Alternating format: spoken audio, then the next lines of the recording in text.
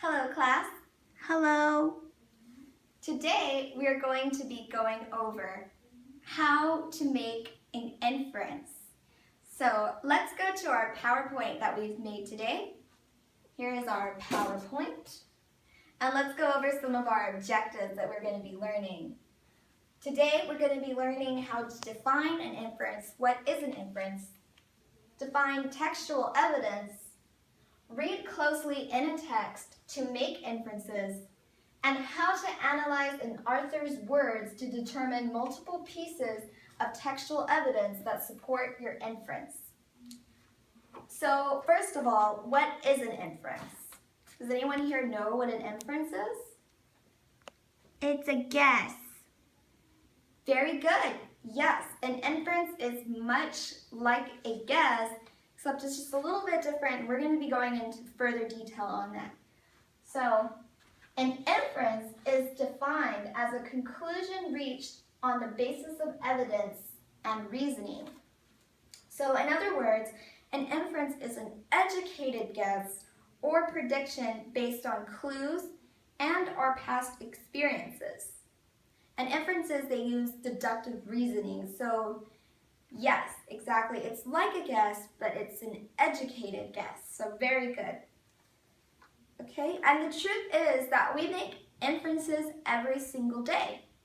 So, for example, what if one day you came home and you see that your chocolate cake that you left on the table has a giant hole in it, the kitchen chair is pulled out, and you see your dog with chocolate all around his mouth?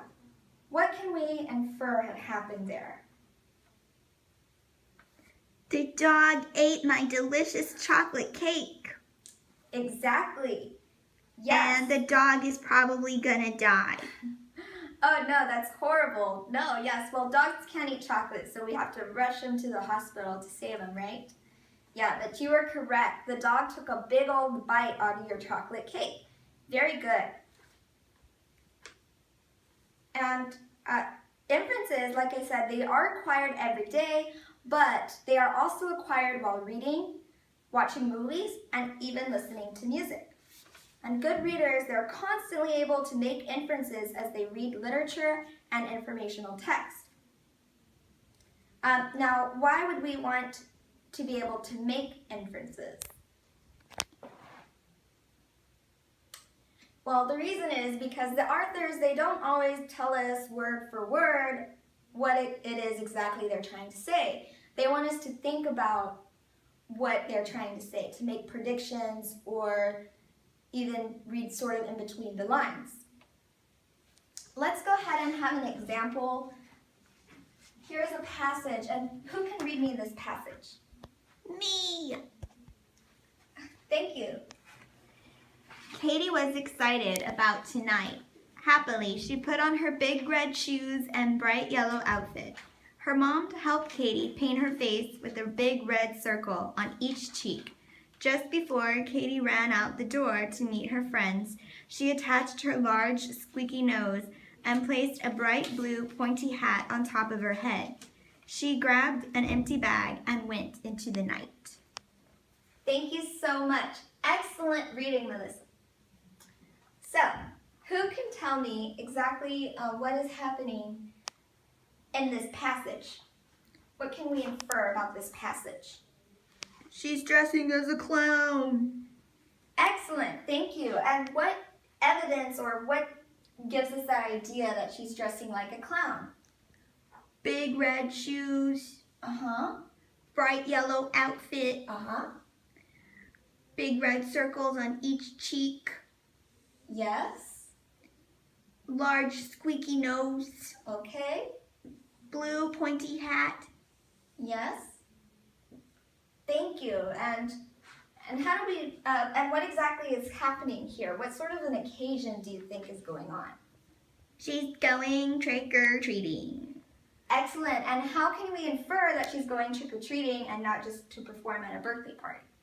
Well, she grabbed an empty bag and went into the night. Excellent. Thank you. You guys did excellent. You guys are doing awesome today. All right.